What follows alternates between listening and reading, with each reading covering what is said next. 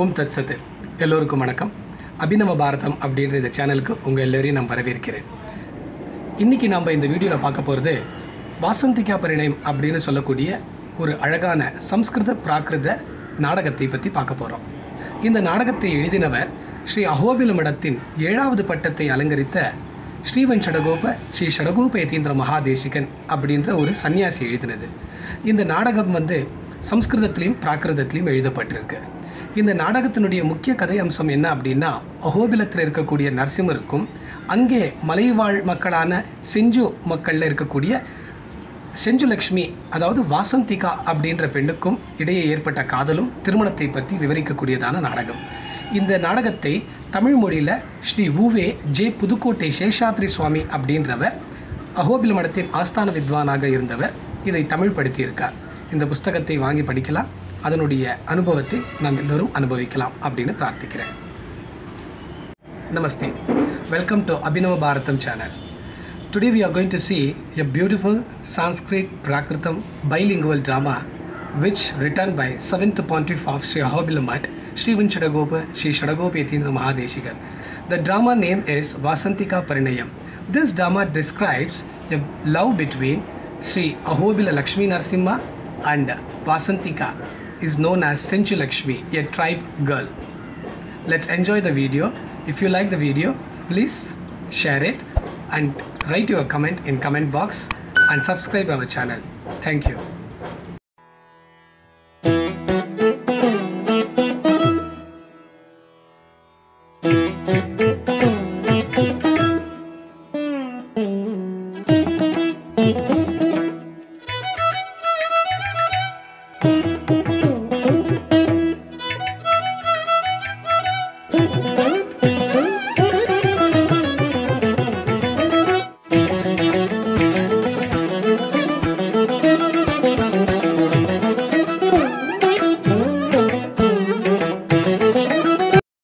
ಶತಲೇಖಿನಿ ಲೇಖನಾನುಗುಣ ಕವಿತಾ ದುರಂತರ ಕವಿತಾರ್ಕಿಕ ಕಂಠೀರವ ஸ்ரீவன் ஷடகோப சுவாமினே நமஹ.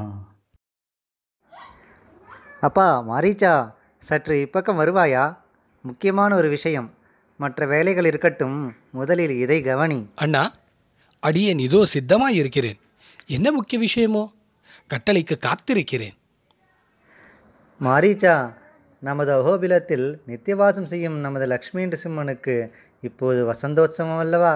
அம்மகோத்சவத்தை கண்குளிர சேவிக்கும் பொருட்டு நானா தேசங்களிலிருந்தும் பாகவதோத்தமர்கள் திரளாய் வந்து கூடியிருக்கின்றனர். அவர்கள் இப்பொழுது நம்மை ஒரு பொருளாக மதித்து நாடகம் நடிக்குமாறு ஆக்ஞாபிக்கின்றனர். அண்ணா, அது என்ன ஆக்ஞையோ? எந்த நாடகம் நடிக்குமாறு பெரியோர்கள் இட்ட கட்டளை? நீயே சற்று ஊகித்துப்பார். பரம பாகவதர்கள் எதை விரும்புவார்கள்? எம்பெருமான் திவ்ய லீலைகள் அல்லவோ அவர்களுக்கு தேனும் பாலும் அமுதமாக தித்திக்கும். ஸ்ரீ அஹோபிலேஷன் திவ்ய லீலைகளை நிரூபிக்கும் நாடகம் ஒன்று உண்டு. அது நவரசங்களுள் முதன்மை பெற்ற சிருங்கார ரசம் ததும்புவது. இப்பொழுது நமக்கு புதிதாய் கிடைத்திருக்கும் பொக்கிஷம் இது. இத்தகைய திவ்ய நாடகத்தை கண்டுகளிக்க விரும்புகின்றனர். அண்ணா, ஞானிகளாகிய பரமேகாந்திகளின் கட்டளையை நாம் தாமதிக்காமல் நிறைவேற்ற வேண்டியது நம் கடமை. ஆமாம், இந்த நாடகத்தின் ஆசிரியர் யார்? ஸ்ரீவன் ஷடகோப ஸ்ரீ ஷடகோப யதீந்திர மகாதேசிகன் என்ற திருநாமத்துடன் விளங்கிய நம் அஹோபில மடத்தின் 7வது பட்டத்தை அலங்கரித்த அழகிய சிங்கரால் இயற்றப்பட்டது இந்த நாடகம். ஒன்றும் குறைவின்றி அத்தியுதமாய் நாடகத்தை நடிக்க வேண்டும். சீக்கிரம் ஆரம்பிக்க கடவாய். பக்தமணிகளை காக்க வைப்பது மகாபச்சாரம். அண்ணா, இந்த நாடகத்தின் கதையை கேட்கும் எனது ஆவலை தணிக்க கூடாதா? அதில் என்ன, சொன்னால் ஆயிற்று. கவனமாக கேள். முன்பு ஒரு சமயம் ஸ்ரீ அஹோபிலேஸ்வரன் மற்றும் மகாலட்சுமியின் முன்னிலையில் தேவலோகத்தில் ஒரு நாட்டிய நிகழ்ச்சி நடந்தது. தேவகன்யகை ஒருத்தி நடனமாடினாள்.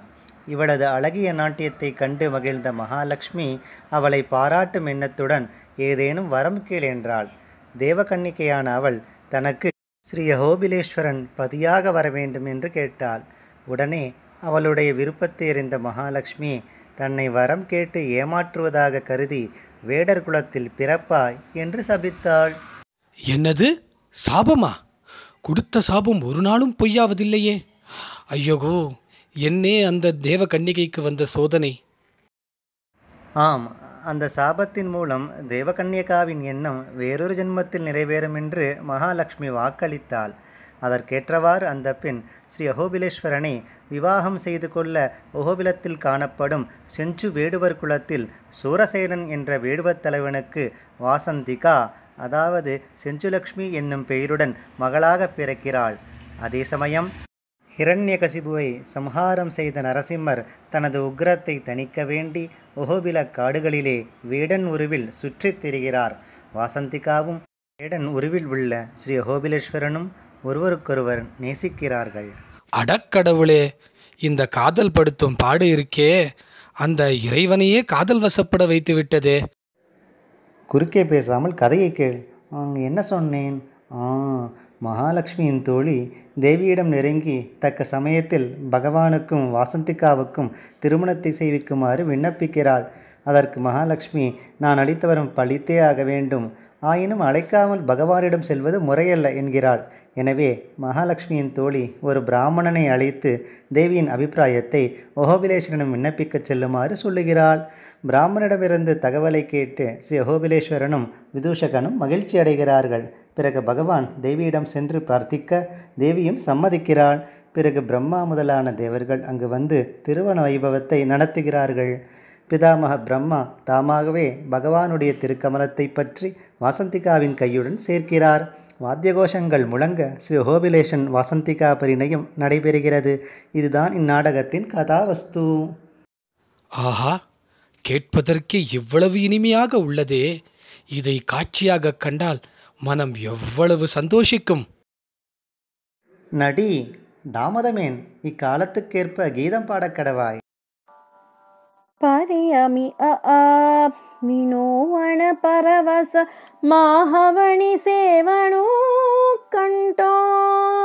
பரியமி வினோவண பரவச மாஹவணி சேவணோ கண்டோ.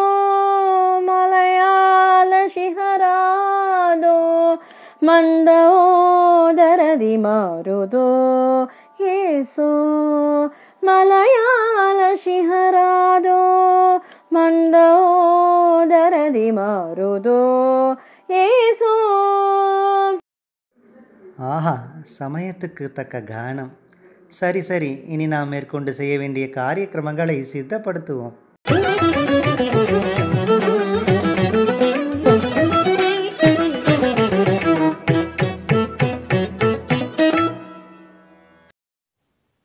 ஓம் தத் சத்து. இந்த வாசந்திகா பரிணயம் அப்படின்ற இந்த நாடகத்தினுடைய தாக்கமானது தெலுங்கு தேசத்தில் பலவிதமான கலைகளில் பரவி கிடக்கு. அதில் 1943 வருஷத்தில் செஞ்சுலக்ஷ்மி அப்படின்னு ஒரு திரைப்படம் எடுக்கப்பட்டது.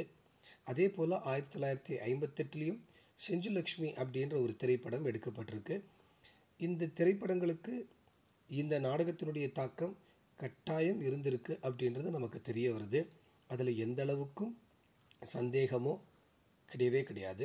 அதே போல் தெலுங்கு மேடை நாடகங்களில் இன்றும் இந்த செஞ்சுலக்ஷ்மி நாடகமானது அரங்கேறிக்கிட்டு தாங்க இருக்குது.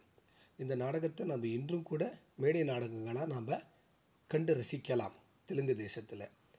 அதே போல் இந்த நாடகத்தினுடைய தாக்கம் புர்ரகதா அப்படின்னு சொல்லக்கூடிய தெலுங்கு மொழியில் இந்த ஹரிகதை போல் நம்ம சொல்லுவோம் இல்லையா, அந்த மாதிரியான ஒரு கலை அது புர்ரகதான்றது.